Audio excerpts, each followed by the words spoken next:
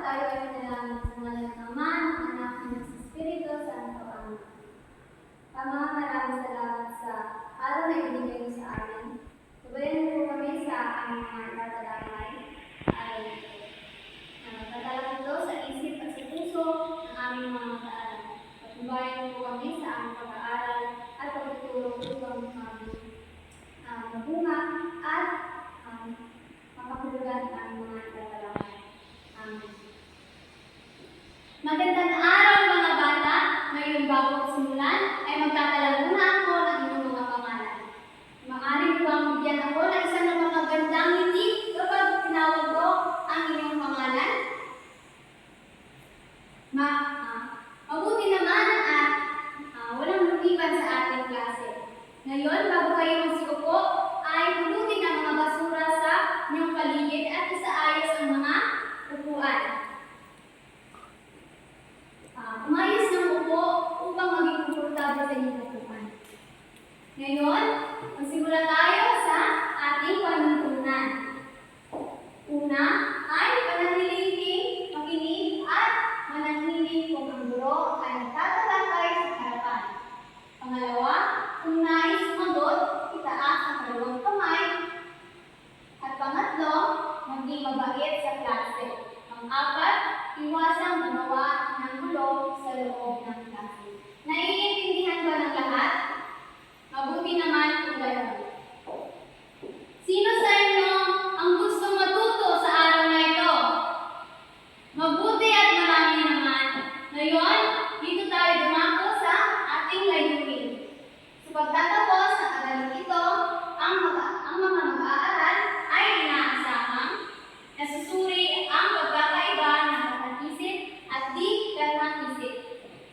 Malalaman ang pagkakaiba ng katang-isip at di katang-isip na teksto sa pamamagitan ng pagbibigay ng mga halimbawa na ipapakita ang pagkakaiba ng katang-isip at di katang-isip sa pamamagitan ng pagsusuri ng mga larawan o imahe na ididikit sa kapatid.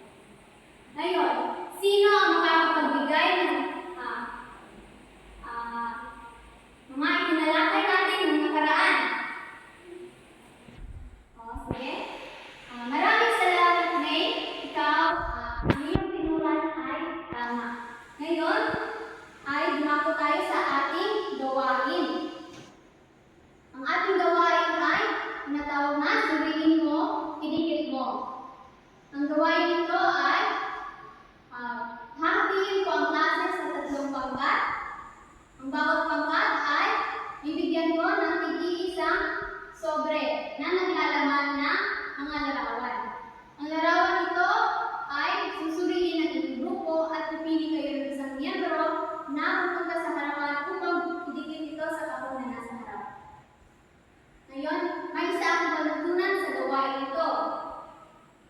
Bawal muna itong buksan at bawal itong buksan habang hindi ko pa sinasabi. At kung sino ang unang pangkat na makakatapos sa pagdikit sa harapan ay may gantimpalang matatanggap mamaya. Dito ang unang pangkat, ang pangalawang pangkat, at pangatlong pangkat.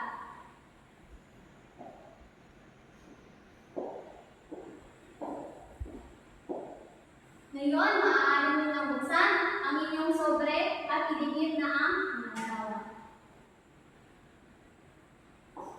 Ngayon, masaya ako dahil nagawa nyo ang ating gawain at nauna ang pangkat, pangalawa, at sinunod naman ang pangkat, isa, at ang pangkat 3. Ngayon, bigyan natin ng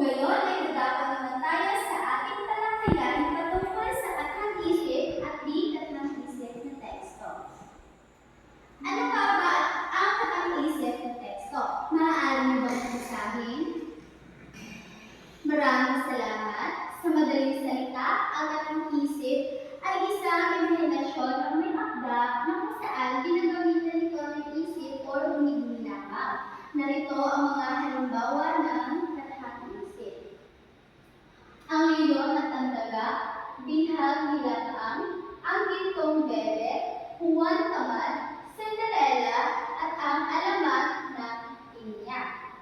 Ngayon ay dumako tayo sa bigat ng isip. Ano nga ba ang bigat ng isip?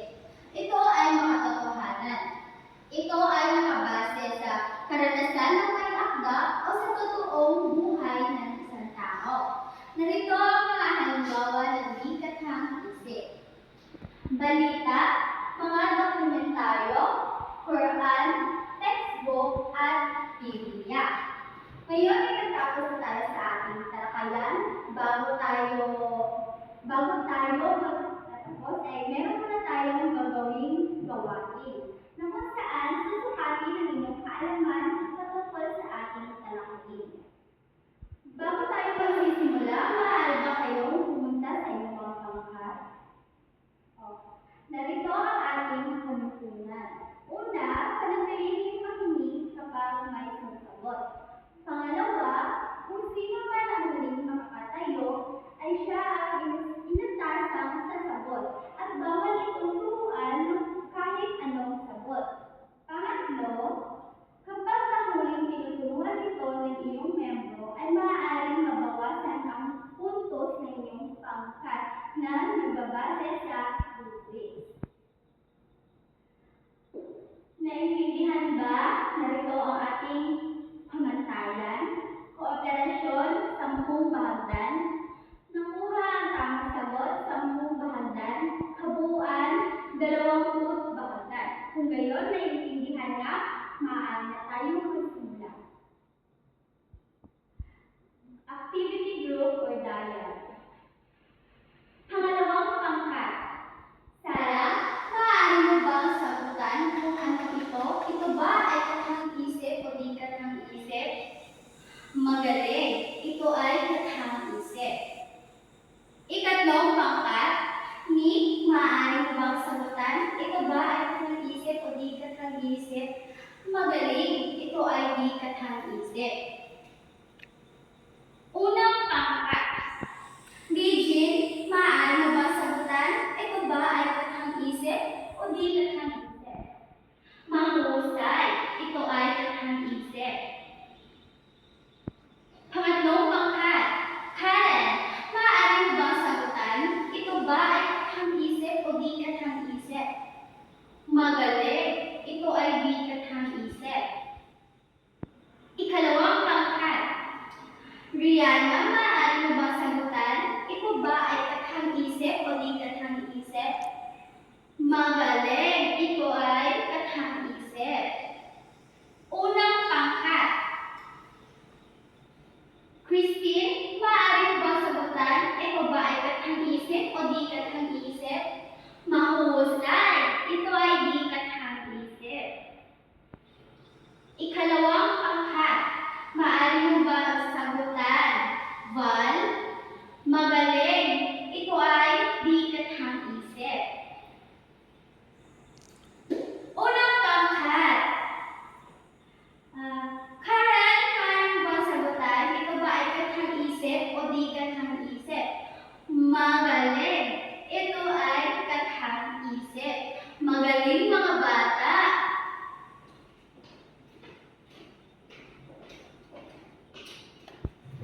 Ngayon, ako ay magtatanong upang malaman ko kung kayo ba ay may nalalaman tungkol sa ating itinalakay na paksa. Kung nais sumagot, magtaas lamang ng kamay. Ano ba ang pagkakaiba ng kathang isip at di kathang isip? Karen, magaling. Sa ating pagtatalakay, ang kathang isip at di kathang isip ay mayroong malalim na pagkakaiba. Ang kathang isip ay naglalarawan ng mga imahinasyon ng bayakda at ang di kathang isip naman ay naglalarawan ng mga pangyayaring makatotohanan. Kagaya na lamang ng ang gintong Bible. Yan ay ang halimbawa ng kathang isip. Ang Biblia, yan ay halimbawa ng di kathang isip. Ngayon ay may ibibigay ako papel para sa inyong pagtatasan na maaari ninyong sagutan sa loob ng 3 minuto.